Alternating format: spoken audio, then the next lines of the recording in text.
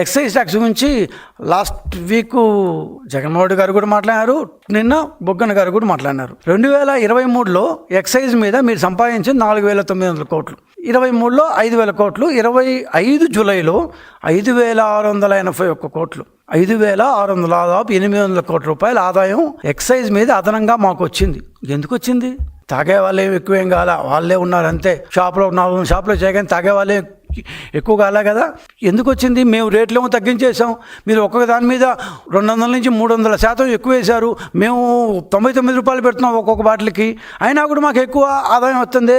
మేము రేట్లు తగ్గించాం, మీరు రేట్లు పెంచారు. మేము రేటు తగ్గిస్తే మాకు ఆదాయం ఎక్కువ వచ్చింది ఎక్సైజ్ మీద, మీరు రేట్లు పెంచితే మీకు ఆదాయం తక్కువ ఎందుకు వచ్చింది అంటే మీ హయాంలో లిక్కర్ డబ్బు మొత్తం ఖజానాకి పోకుండా బయట నుంచి బయటకే, షాపుల నుంచి నేరుగా ఏమంటారు డిస్టిల్ నుంచి షాపులకు వచ్చి, షాపుల నుంచి హైదరాబాద్కి వెళ్ళిపోయింది. సిట్టు ఒక 2 నెలలుగా చెప్పేది ఇదే. ఈ దాదాపు 5-6 వేల కోట్ల రూపాయలు ఎక్కడికి వెళ్ళాయంటే ఖజానాకు ఆదాయం రాకుండా దారి మళ్లించారు. సో ఖజానాకు ఆదాయం రాకుండా చేసింది మీరు.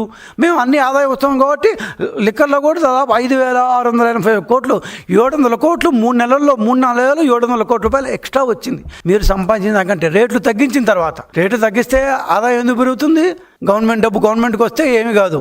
గవర్నమెంట్కి రావాల్సిన డబ్బు దాని కసిరెడ్డి రాజశేఖర్డో ఇంకోడో దాన్ని ధనంజయ రెడ్డో ఆయన బాలాజీనో వీళ్ళంతా తీసేసి నేరుగా బిగ్ బాస్కి ఇస్తే గవర్నమెంట్లో ఆదాయం కనపడదు. క్యాపిటల్ ఎక్స్పెండిచర్ అంటే పెట్టుబడుల మీద పెట్టే ఖర్చు. దీంట్లో కొద్దిగా బాగా చెప్పాలి. ఈసారి 2025 జూలై ఈ 4 నెలల్లో మనం హంద్రీనివా దాన్ని కంప్లీట్ చేసుకున్నాము. దాన్ని కొత్త ప్రాజెక్టుల మీద ఖర్చు పెడుతున్నాం. 8,500 కోట్ల రూపాయలు పెట్టుబడుల మీద ఖర్చు పెట్టాం. బుగ్గన రాజేంద్ర రెడ్డి గారు నిన్న చాలా గొప్పగా చెప్పారు. ఏమని? 15,883 కోట్లు ఖర్చు పెట్టాము. 23 జూలైకి 4 నెలల్లో మేము 15,800 కోట్లు ఖర్చు పెట్టాము. మీరు కేవలం 8,500 కోట్లు మాత్రమే ఖర్చు పెట్టారు, మీకంటే మేము 7,000 కోట్లు ఎక్కువ ఖర్చు పెట్టామని. బుగ్గన రాజేంద్ర గారు, ప్రజలకు మరుపు సహజమే, మర్చిపోతారు, నేనేం కాదంటలేదు. కానీ మా లాంటి వాళ్ళు ఉన్నారు గుర్తు చేయడానికి, ఒకవేళ మర్చిపోయినా కూడా. కానీ మీరు చేసిన యథాపనుల దగ్గర మర్చిపోరు. ఎందుకంటే ఆర్థిక సంవత్సరం ఏప్రిల్లో స్టార్ట్ అవుతుందా? ఏప్రిల్, మే, జూన్, జూలై, ఆగస్ట్, సెప్టెంబర్ ఇట్లా పోతుంది కదా. ఏప్రిల్, మే, జూన్లో మీరు ఎంత ఖర్చు పెట్టారు? 2023 ఏప్రిల్, మే, జూన్లో 1,400 కోట్లు. జూన్ దాకా మీరు 1,400 కోట్లు పెట్టారు. 2023 ఏప్రిల్, మే, జూన్ దాకా మీరు 1,400 కోట్లు ఖర్చు పెడితే ఒకే ఒక్క నెలలో 14,854 కోట్లు. ఒక్క నెలలో 15,000 కోట్లు ఎవరికి ఇచ్చారు చెప్పంటారా? ఖమ్మంలో మీ కాంగ్రెస్ నాయకుడు దాన్ని ఏమన్నా సెన్రాజు కోసం 8,000 కోట్స్ ఇచ్చారు కదా, అది గుర్తులేదా? గుంటూరులో ఉన్న అప్పటి వైసీపీ నాయకుడికి ఇచ్చారు, గుర్తులేదా? ఒక్క నెలలో 15,000 కోట్లు మీ కాంట్రాక్టులకి దోచిపెట్టారు. పోనీ ఆగస్టులో ఏమి ఇచ్చారు చూద్దాం.